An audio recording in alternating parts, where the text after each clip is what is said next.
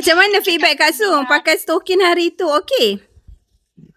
Okey lah sikit. Orang kata jalan tu adalah tegak sikit. Alhamdulillah. Okey, lagi-lagi Kak Su. Mona rekod ni Kak Su. Testimoni kan. Rekod lah. Kenalah share kan. Dengan orang lain pula. Ni Kak Sheila nak. Kak Sheila nak dia punya testimoni senang nak tunjuk kat sepupu-sepupu yang lain. Katanya dulu bangun pagi susah nak macam mana? Susah nak bangun. Kaki tu berat dia. Kaki sakit kan. Sekarang ni orang cakap okey lah langkah tu ada jalan cantik sikit lah. Alhamdulillah. Alhamdulillah. Ya Allah. Bestnya. Best kan dapat nikmat. Badan. Best kan? Lepas tu tadi Mona dah postkan dah boxer Kak Su. Dengan stokin. Stokin yang lagi satu tu dengan ada dia punya sales kit buku-buku yang dah register tu kan. Yang itu ada. Lepas tu nanti ada mask muka Kak Su pakai tau. Okay. Kak Su habis tu stokin tu pakai sehari berapa jam? Jam pakai. 24 jam nak solat tu buka. Alhamdulillah. Berapa hari Berapa hari dapat kesan dia?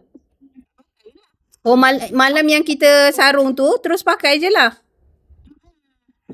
Lepas tu macam bila dapat kesan dia? Semalam.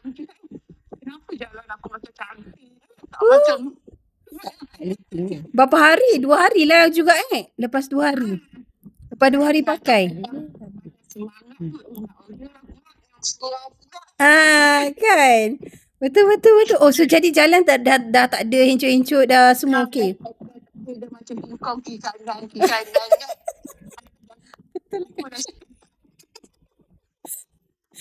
Oh, dah berapa tahun Kak Su sakit kaki?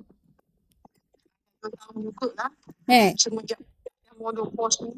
Oh, barulah lagi. Baru 2 tahun kan? Lepas pakai seluar nak keluar lagi period.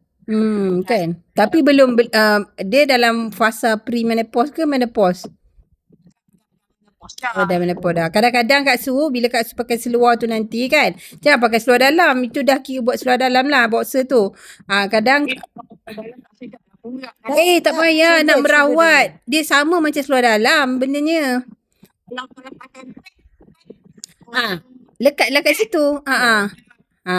So jadi betul-betul. Sebab Kak Su nanti mana tahu dia kadang-kadang dia ada orang dia datang period dulu. Walaupun dah menopause. Dia keluarkan darah-darah kotor yang mana tu kan. Dia keluar dulu. So jangan terkejut pula. Dah nak darah kembali pula.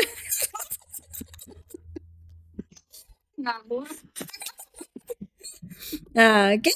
Alright. So jadi pakai 24 jam. Dia ada 2 helai. Satu pakai, satu basuh. Dia cepat kering lah Kak Su. Sidai kat bawah kipas ke apa kan. Lepas tu stokin tadi Mona dah hantar. Yang saiz L. Okay. Yang celot yang besar tu besar kan? Yang besar sekali. Kak Su dah try tu. Betul. Yang besar sekali. Okay. Alright. Okay Kak Su. Assalamualaikum.